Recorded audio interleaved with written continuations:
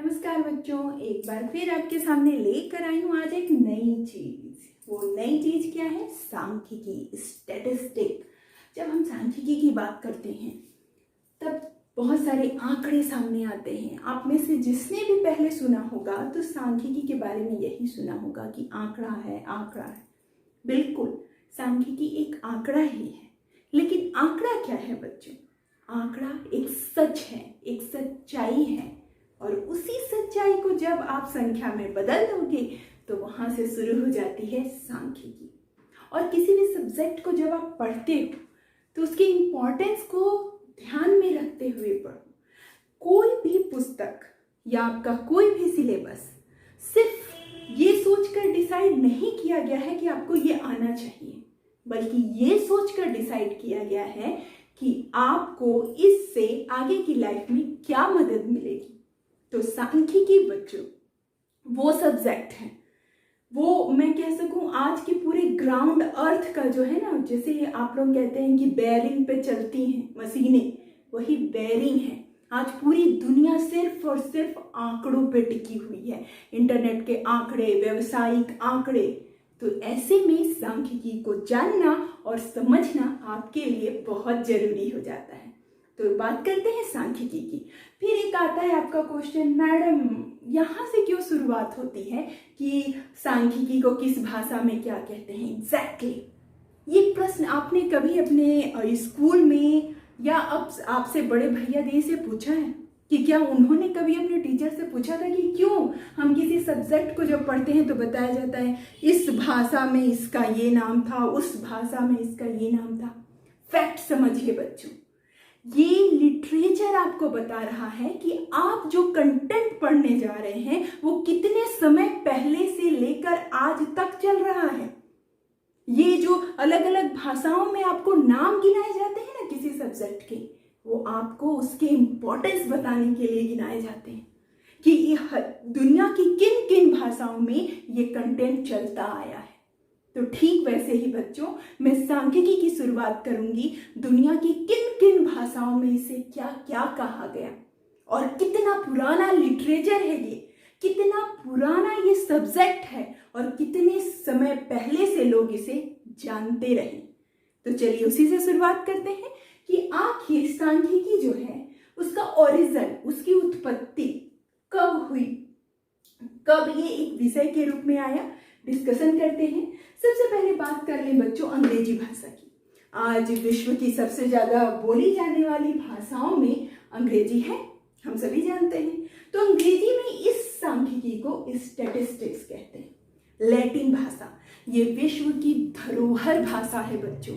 Greek भाषा, Latin भाषा बहुत ही पुरानी भाषाएं हैं, जिसे मैं अगर कहूँ तो पूरी मानव सभ्यता को इन भाषाओं ने देखा है और इनके लिटरेचर को पढ़ना और जानना आज भी गौरव की बात तो है ही, रिवेलेंट भी है। तो उसी लैटिन भाषा में बच्चों सांख्यिकी को स्टेटस कहा जाता है। अगर इटालियन भाषा की बात करूं, आई थिंक आप में से बहुत कम लोगों ने जिक्र इटालियन भाषा का सुना होगा, क्योंकि ज्यादातर तो लैटिन और ग्रीक में ही हम बताते हैं कि इस शब्द को लैटिन भाषा में ये कहा गया, ग्रीक भाषा में ये कहा गया। लेकिन टेस्टा ये इटालियन भाषा में कहा गया है। मतलब ये एक ऐसा सब्जेक्ट था बच्चों जो पूरे विश्व में व्याप्त था, पूरे विश्व के लोग इससे परिचित थे और इस पे काफी अच्छा लिटरेचर भी, काफी अच्छा साहित्य, काफी अच्छी पुस्तकें भी प्राचीन समय से लिखी जाती रही हैं। अब बात कर लें जर्मन लिटरेचर की, तो जर्मन भाषा में इसे स्टैटिस्ट कहा गया है। और ठीक वैसे ही जब सब भाषाओं की बात कर रहे हैं तो हम क्यों छोड़ें अपनी मातृभाषा हिंदी को।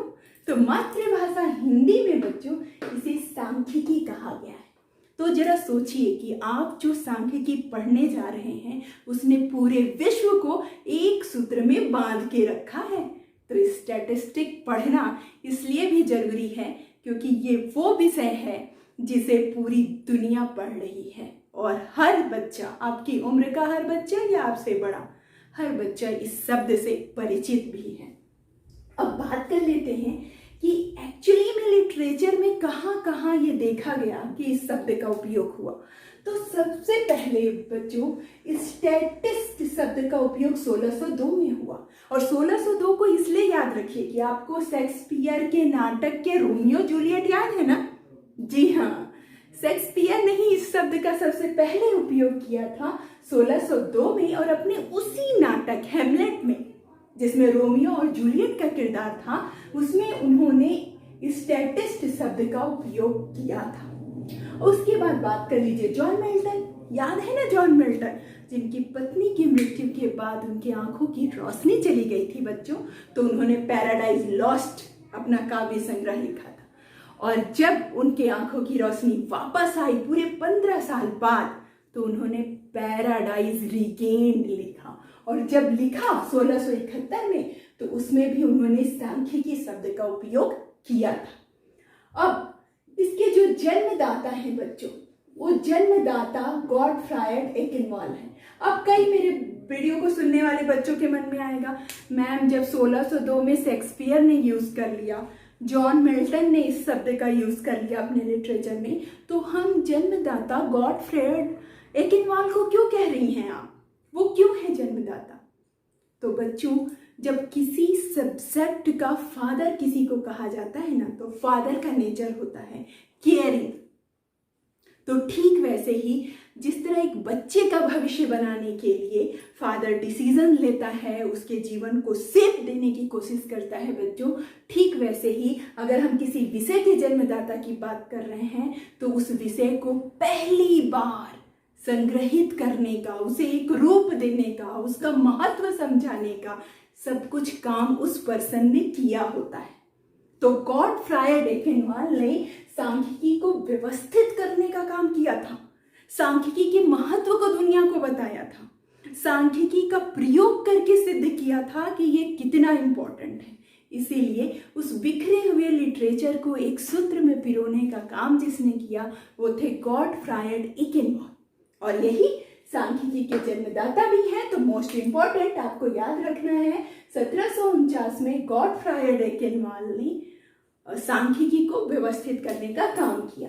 अब बात कर ले बच्चों, भारत को कैसे छोड़ देंगे? वो कौन शख्स है जिसने भारत में इसे लोकप्रिय बनाया? तो वो है प्रशांत चंद्र महालनोबिस, जिनकी संस्थान को आज हम भारतीय सांख्यिकी संस्थान कहते हैं बच्चों। और जितने भी जनगणना संबंधी आंकड़े इकट्ठा होते हैं या आंकड़ों का जो काम होता है, वो सब वो संस्थान पूरे देश के लिए करता है।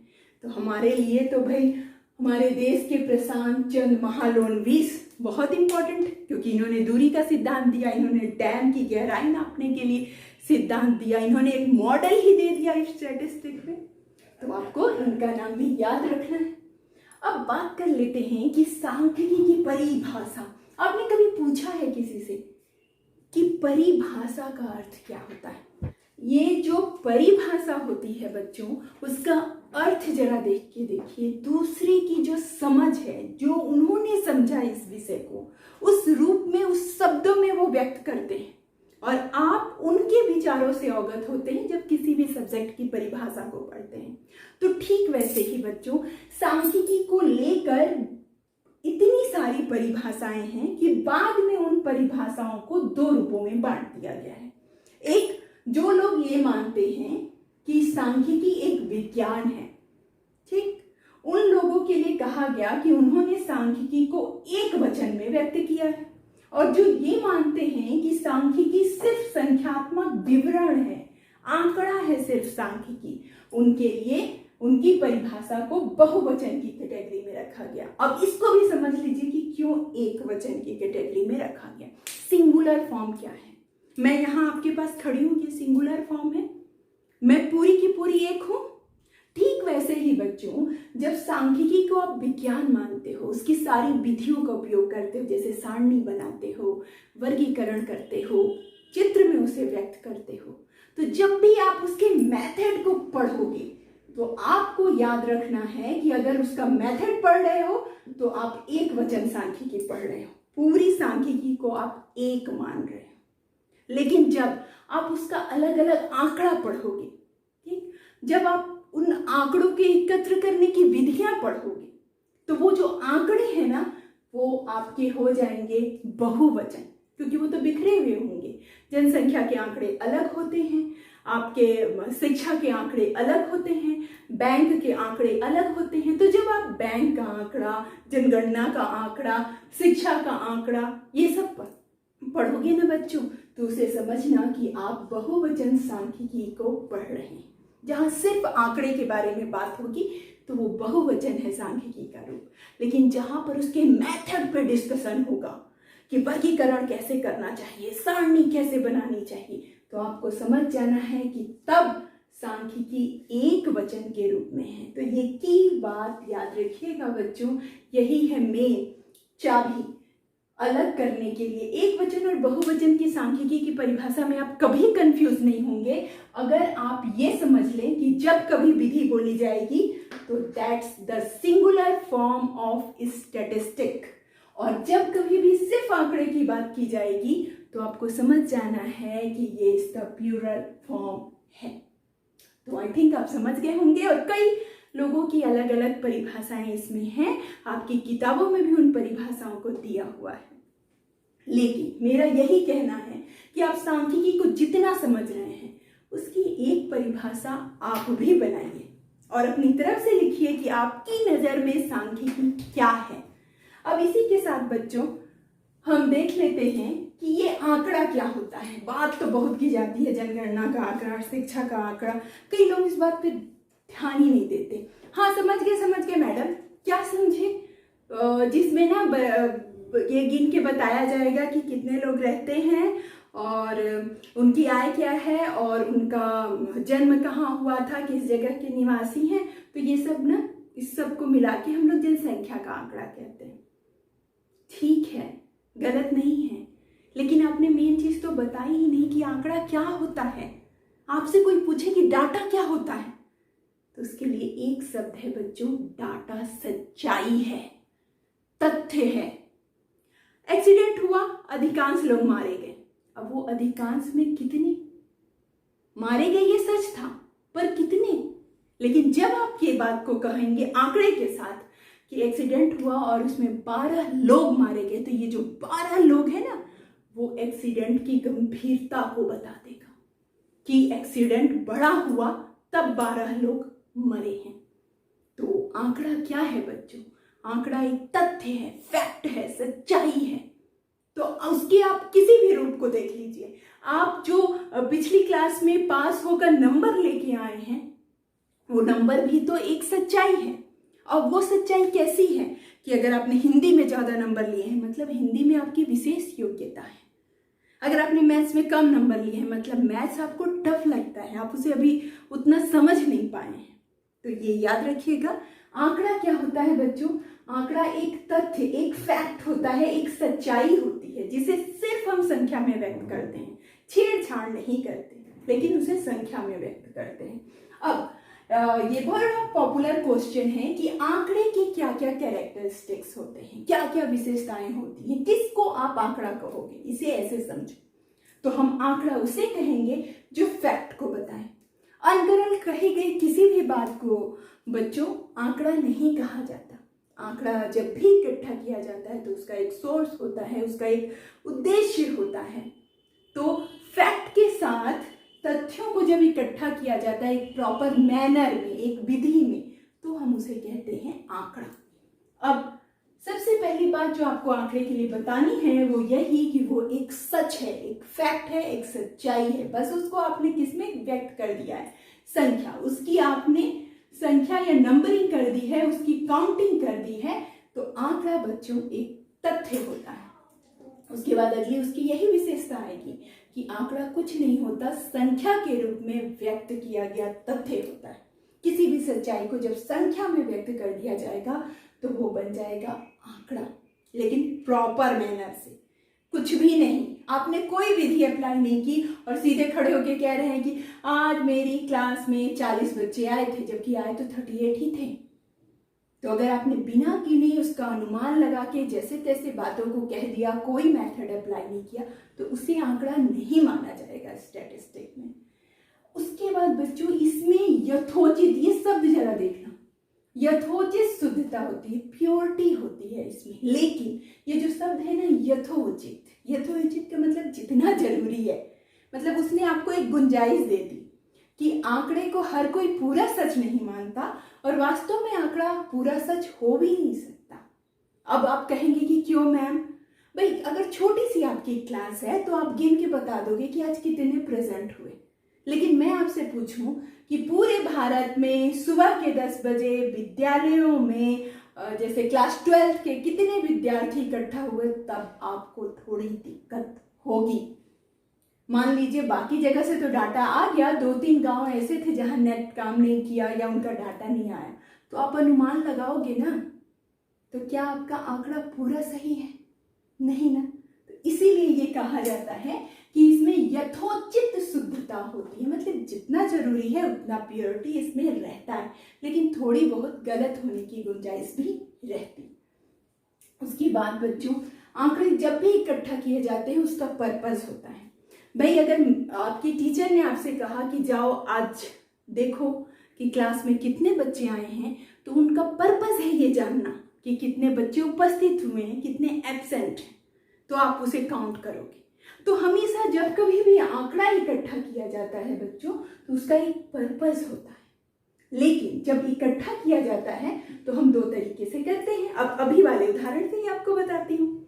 आपको टीचर ने कहा कि आज जाइए क्लास में देख के आइए कितने बच्चे आए, ठीक। आप अगर पूरी ईमानदारी को बरतेंगे तो जाके आप एक एक को काउंट करेंगे, ठीक। और काउंट करने के बाद अपने टीचर को आपने रिपोर्टिंग दी कि 30 प्रेजेंट है मैम। लेकिन अगर आपका मन नहीं है, कुछ और काम है, किसी और टीचर ने कुछ और काम कहा है, आप पे प्रेशर है, तो आप बस ऐसे क्लास को झांक कर देख कर कह देंगे हाँ लग तो रहा है कि 30-35 हैं, और जाके आपने मैम को बोल दिया अनुमान में कि मैम 35 तो हैं। तो ये जो आपने किया, तो आंकड़ा कैसा इकट्ठा किया? अनुमान से। और एक बार आंकड़ा कैसे इकट्ठा किया? गिनकर। तो आंकड़े गणना से और कभी कभी मजबूरी में अनुमान से भी इकट्ठे किए जाते हैं। अब बच्चों आपके माइंड में चल रहा होगा कि जी मैम ठीक लग रहा है, आंकड़े जरूरी हैं, लेकिन आखिर इनका इम्पोर्टेंस क्या है, ये काम क्या करती है स्टैटिस्टिक, क्यों पढ़ूं मैं इसको? तो इस क्वेश्चन का भी जवाब जान लीजिए कि ये सांख्यिकी करती क्या है, क्या डेवलपमेंट आ जाएगा सांख्यिकी को अगर आप पढ़ लेंगे तो आपके नेचर में क्या बदल देगी वो आपकी दुनिया। तो पहली चीज बच्चों कि वो आपके सामने कठिन से कठिन चीज को भी सरल रूप में प्रेजेंट कर देगी। अब इसका एक उदाहरण देख लीजिए। जैसे मैं कहूँ भारत की अधिकांश जो जनसंख्या है वो कृषक है, ठीक। तो सुना सभी ने, देख भी लिया, हाँ ठीक अधिकांश हैं, अधिकांश। लेकिन इसी बात को मैं इसे ऐसे डायग्राम में शो करके बता दूं कि ये देखिए ये हैं किसान, ठीक, फार्मर, और यहाँ पे दिखा दूं कि बाकी दूसरे लोग हैं। तो ये जो इसकी ऊंचाई आई है ना इससे बच्चों, उसको देखते के साथ, चलिए थोड़ा और ऊंचा बना देती हूँ कि ये जो ऊंचाई आई है आप उसको देखते के साथ बोलेंगे यस यस मैम ये ना ज्यादा किसान ही हैं, आप पूरा बिलीव कर लेंगे। प्लस वो इतना अट्रैक्टिव होगा अगर मैं कलरफुल इसे बना दूं कि आप किसी को भी दिखाएंगे तो एक नजर रुकेगा, उसे देखेगा और कहेगा यस मैं भी समझ गया, हाँ हाँ भारत में किसान जाता है, कृषक जाता है। तो ये जो एक बड़ी जटिल सी बात थी कि भारत में इतने अरब की जनसंख्या में इतने लोग किसान हैं, जिसको लोग कई लोग अरे बस करो यार नहीं सुनना ऐसे बोल देते हैं, तो उसकी जगह पे आप सिर्फ उनके सामने एक सुंदर सा फोटो निकाल के कहें कि इसे देखकर बताइए ये क्या है। एक नजर रुकेंगे और तुरंत आपको जवाब देंगे यस यस ये तो ये बता रहा है कि भारत में किसान ज्यादा है। बस आपका काम हो गया ना आसान। तो स्टैटिस्टिक जब आप पढ़ोगे ना बच्चों तो किसी भी कठिन चीज को सरल बनाने का तरीका सीख जाओगे, क्योंकि स्टैटिस्टिक कठिन को सरल कर देती है। उसके बाद जो भी फैक्ट है उसे हम संख्या में व्यक्त कर सकते हैं। आपको लगता होगा ना कि क्लास में खड़े होके कभी अपने दोस्तों से आप किसी बात को कह रहे हैं अरे मेरे ना घर के बगल में चोरी हो गई, ऐसे हुआ वैसे हुआ, हाँ ठीक है ना, हाँ सब सुन रहे। आप बस इतना कह दो कि अरे मेरे घर के बगल में 20 लाख की चोरी हुई। ये जो 20 लाख आपने बोला ना, तो कई बच्चे सिर उठा के बोलेंगे क्या? Yes, that's statistic. कि जब भी हम फैक्ट को संख्या में व्यक्त करते हैं ना बच्चों, तो लोग उसको मानते हैं, सुनते हैं और उसकी गंभीरता को समझते हैं। तो आपको याद रखना है कि सांख्यिकी आपको हुनर सिखा देगी कि कोई बिखरी हुई जो सच्चाई है आप उसको कैसे आंकड़े में या संख्या में व्यक्त कर सकते हो। और आपको तो एग्जाम्पल से मैंने प्रूफ ही कर दिया कि जब आप डाटा के साथ किसी बात को कहोगे तो लोग रुकेंगे भी और लोग सुनेंगे भी। अब ये जो सांख्यिकी है उससे ज्ञान बढ़ता है, उससे अनुभव बढ़ता है। अब आप कहोगे मैडम हर सब्जेक्ट से ज्ञान और अनुभव तो बढ़ता है, डेफिनेटली बढ़ता है, बिल्कुल। लेकिन सांख्यिकी किस तरह के ज्ञान को बढ़ाती है जरा उसे देखना। जैसे मैं यहाँ पर आपको कहूँ कि बेटा हमारे यहाँ अधिकांश बच्चों के पास मोबाइल नहीं है। हमारा एजुकेशन सिस्टम अभी कोरोना काल में काम नहीं कर पा रहा है अच्छे से। तो आप कहोगे यस मैम हम समझ रहे हैं, लेकिन उसी को मैं कहूँ कि सर्वे रिपोर्ट के अनुसार अभी जितनी ऑनलाइन क्लासेस चल रही हैं उसमें मात्र 23% बच्चों की उपस्थिति है। तो आप कहोगे बस 23% बच्चे ही पढ़ रहे हैं, बाकी के मैम? तो ये देखिए, ये इस तरह का लॉजिकल सोचने पे आपको मजबूर करेगी कि आप तुरंत कहोगे कि बाकी क्यों नहीं पढ़ रहे, इसके क्या क्या कारण हो सकते हैं। और कुछ तो आप खुद भी उसमें से निकालो। बच्चों की मर्जी नहीं होती, बच्चे बड़े गरीब हैं, उनके पास स्मार्टफोन नहीं है, ऑपरेट करना नहीं जानते स्मार्टफोन को। ऐसे कई कारणों में आपका दिमाग उलझ जाएगा। तो सांख्यिकी आपको सोचने पर मजबूर करती है, आपके अंदर थिंकिंग प्रोसेस को शार्प करती है, आप अच्छा सोच पाते हो। ये सांख्यिकी के जरिए ही संभव है। उसके बाद बच्चों सांख्यिकी जो एक और हुनर सिखाती है ना, वो ज्योतिष बाबा वाला हुनर है। कैसे? जैसे ज्योतिष बाबा ऐसे लकीरें देख के बोल देते हैं आगे चल के तो जीवन में बड़ी दिक्कत है भाई। ऐसे देख के पंडितों के पास लोग पूछने जाते हैं बारिश होगी क्या। तो वो जो भविष्यवाणियां करते हैं, अनुमान लगाते हैं, उसके पीछे उनका भी कुछ लॉजिक रहता है। और सांख्यिकी में तो हम इस बात को प्रूव कर सकते हैं। मैं आपको किसी स्कूल का 3 साल का रिजल्ट दिखा दूं। हमेशा साइंस के बच्चे टॉप करते हैं, साइंस वाले ही ज़्यादा पास होते हैं। और चौथे साल के लिए आपसे पूछूं बेटा क्या होगा रिजल्ट, तुम्हें क्या लगता है? आप तुरंत कहेंगे मैम 3 साल से तो साइंस वाले ही आ रहे हैं, तो डेफिनेटली इस ईयर भी साइंस वाले ही अच्छा करेंगे। लगा लिया ना आपने अनुमान, पूर्वानुमान। तो इसे ही तो कहते हैं फोरकास्ट। तो सांख्यिकी पढ़ने में आपकी एक और एबिलिटी, सांख्यिकी का एक और काम है कि वो आपको फोरकास्ट करना सिखा देगी। उसके बाद बच्चों किसी भी समस्या की गहनता या किसी भी सच्चाई की गहनता को या गंभीरता को बताने में आंकड़े या सांख्यिकी का बहुत बड़ा योगदान होता है। मैं कहूँगी भारत की 40% जनसंख्या जो है वो गरीबी रेखा से नीचे है।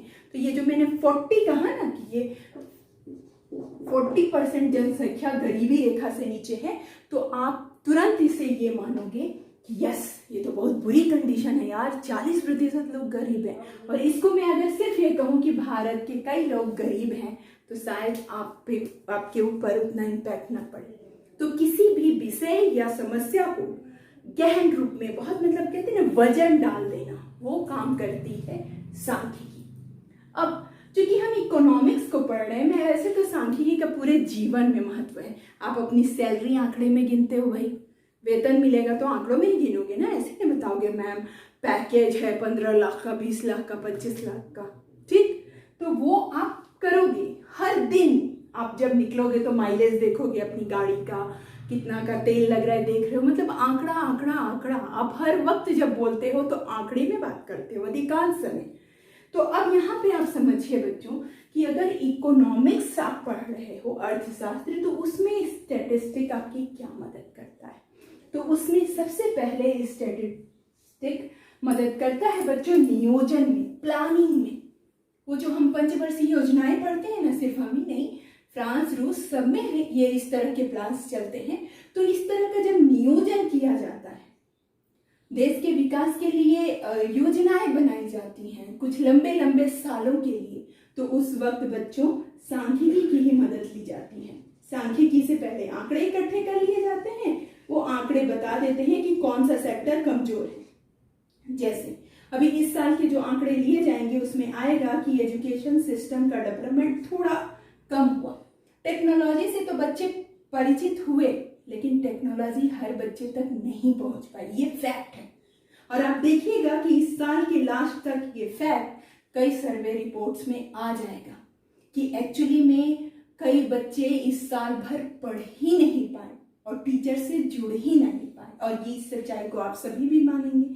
तो जब अब गवर्नमेंट को अगर नीति बनानी है नेक्स्ट ईयर के लिए कि कैसे उन बच्चों को लाया जाए, तो इस आंकड़े को देखेगी ना गवर्नमेंट कि ऐसा हुआ है कि कई बच्चे पढ़ ही नहीं पाए हैं, तो उनके लिए हो सकता है कोई बैकअप प्लान बनाया जाए, उनको हो सकता है कि उनके लिए थोड़ी एग्जाम्स ईजी कर दिए जाए।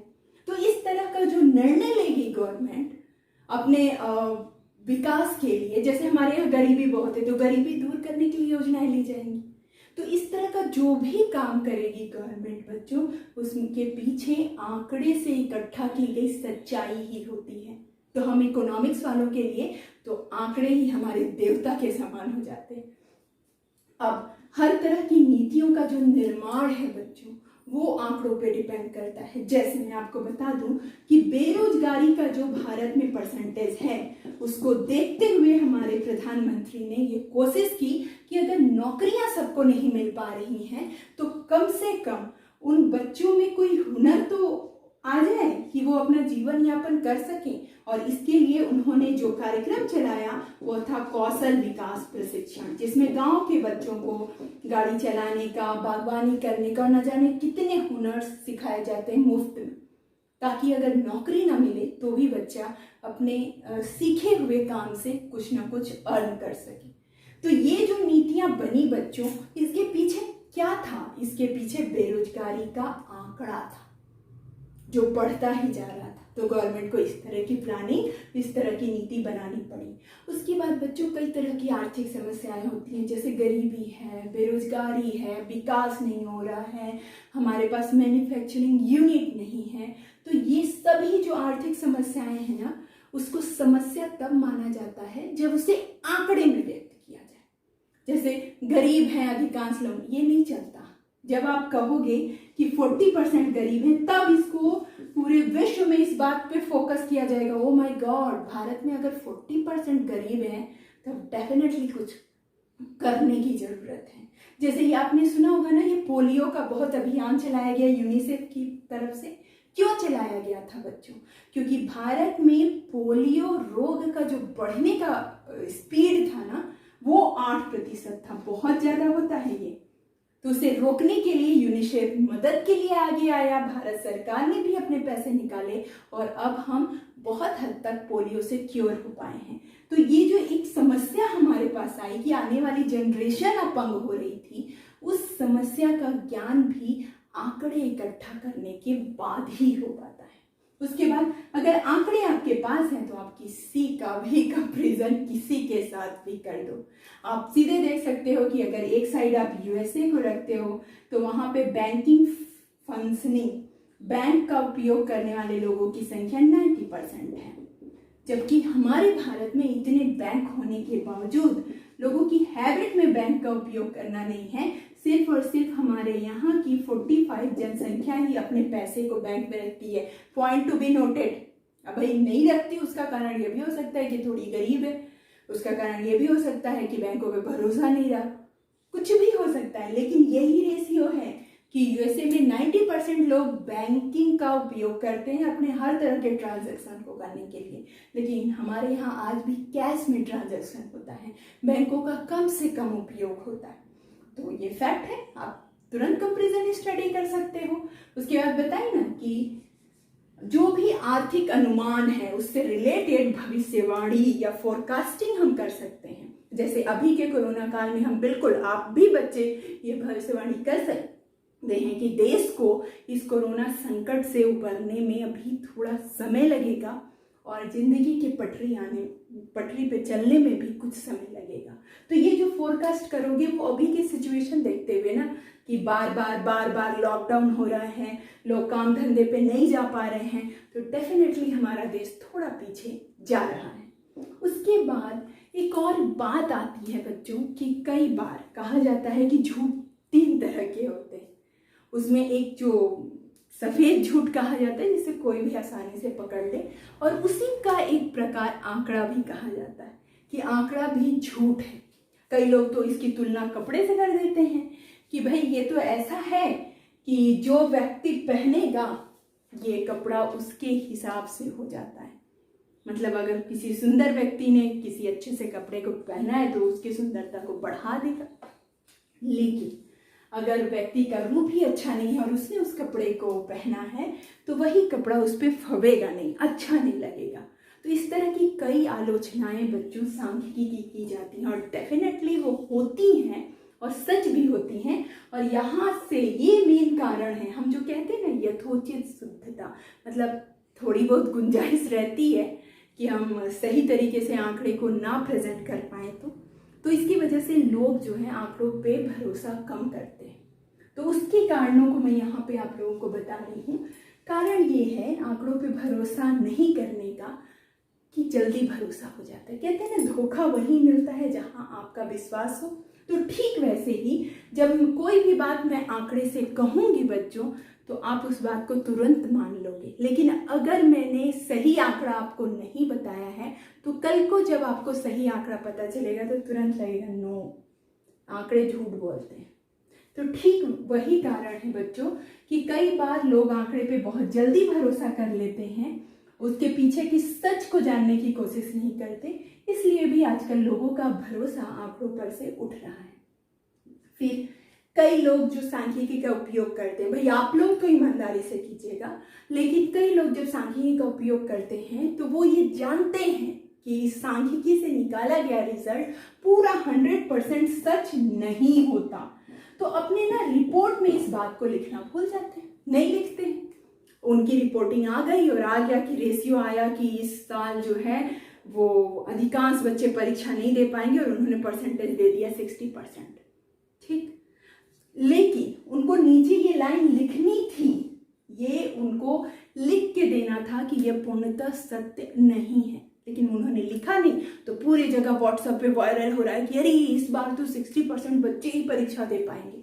तो इस तरीके से गलत भ्रम, जब हम सांख्यिकी की जो सीमाएं हैं, जहाँ पे सांख्यिकी खुद कहती है कि मैं ये काम नहीं कर सकती, हम उसको अगर इग्नोर करते हैं, हम उसको ध्यान नहीं देते बच्चों, तो भी जो हम आंकड़ा प्रस्तुत करेंगे ना, उस पर लोग भी भरोसा नहीं करेंगे। उसके बाद कई बार वो लोग भी स्टैटिस्टिक को यूं ही लगा लेते हैं जिसको उनके रूल मालूम ही नहीं है। इसको समझने के लिए नॉलेज, एक प्रॉपर मेथड को पढ़ने की ज़रूरत होती है कि बांटते समय किस बात का ध्यान रखना है, अगर टेबुलेशन कर रहे हैं तो किस बात का ध्यान रखना है, अगर चित्र बना रहे हैं और हमको आय दिखानी है तो उसके लिए कौन सा चित्र होगा, और व्यक्ति की उम्र दिखानी है तो उसके लिए कौन सा डायग्राम इसमें होता है। तो अगर आपको वो नॉलेज नहीं है और आप जैसे तैसे बस बात आंकड़ों में कर रहे हो, तो आपके बताए हुए सच के कारण भी लोगों का भरोसा उठ जाएगा आपसे, क्योंकि आंकड़े इकट्ठा करने से लेकर उससे निष्कर्ष निकालने तक का भी बच्चों एक प्रॉपर मेथड होता है। अगर वो किसी को नहीं आता और किसी ऐसे ही अनभिज्ञ व्यक्ति ने आंकड़े निकाल दिए हैं तो वो आंकड़े झूठ ही साबित होंगे, और झूठ साबित होंगे तो लोगों का विश्वास उठ जाएगा। इसके बाद बच्चों कई बार आंकड़ों को गलत तरीके से दिखा दिया जाता है। कैसे, मैं अभी बात कर रही थी ना कि अगर आपको कोई टाइम पीरियड में किसी चीज को दिखाना है कि इस टाइम पीरियड में ये चेंज हुआ, जैसे 2015 से 2020 तक जो है वो कीमतें कितनी बढ़ी आपको दिखाना है, तो उसके लिए कालमाला चित्र है ना, टाइम सीरीज है, लेकिन आपने टाइम सीरीज वाला चित्र नहीं बनाया, वहां पे आपने ऐसे ऐसे डंडा रेख खींच के बता दिया कि हाँ ये होगा मैम, तो आपने चित्र ही गलत ले लिया बच्चों। तो जब उसे जांचा जाएगा तो वो गलत ही तो आएगा। तो ये कुछ गलतियां करते हैं स्टैटिस्टिशियन, या मैं कहूँ सांख्यिकी पढ़ने वाले, जिसकी वजह से लोगों का आंकड़ों पर से अभी थोड़ा विश्वास हिला रहता है। लेकिन आप अब सांख्यिकी पढ़ रहे हैं और आप समझ चुके हैं कि सांख्यिकी क्या क्या करती है, तो डेफिनेटली आप अपनी लाइफ में स्टैटिस्टिक का बहुत ही अच्छा उपयोग करेंगे, मैं ऐसा उम्मीद करती हूँ।